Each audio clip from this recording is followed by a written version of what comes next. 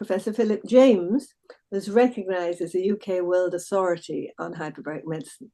And this came about because he was in Scotland and his interest was working with divers.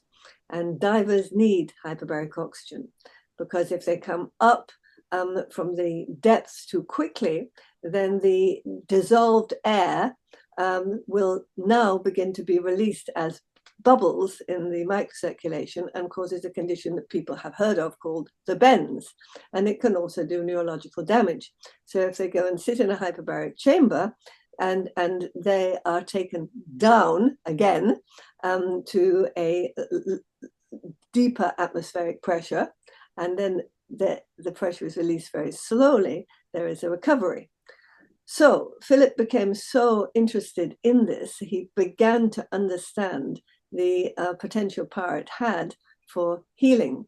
Now, this had been recognized through studies really since the 1920s. And in the 60s in the UK, there were hyperbaric chambers. And to the extent that up in Scotland that there was a chamber that performed open heart surgery in a hyperbaric chamber. People survived much better if there was dangerous surgery by the extra advantage of circulatory oxygen, which was created by the increase in pressure. So at first, this was something that was being hailed as a new innovation in healthcare, and its wide potential was beginning to be recognized. Then the pharmaceutical industry provided anti-inflammatory drugs, steroids, and they said, look, there's no need for this now. You can just take a packet of capsules and go home. We haven't got to put you in a hyperbaric chamber.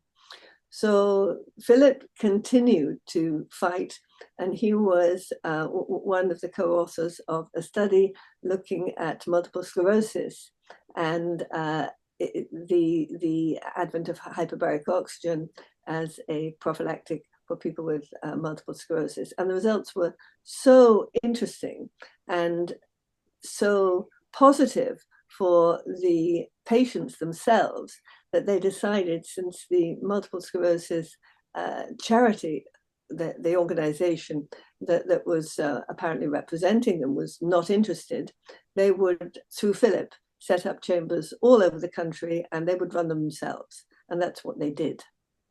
And that was very successful.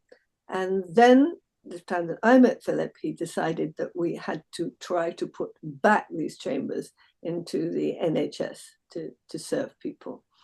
And he was very hopeful that that would happen. It didn't, unfortunately, but it was a great advantage to know him, and an advantage for him from the point of view of lifting the profile of hyperbaric oxygen, that he was able to help us establish our center.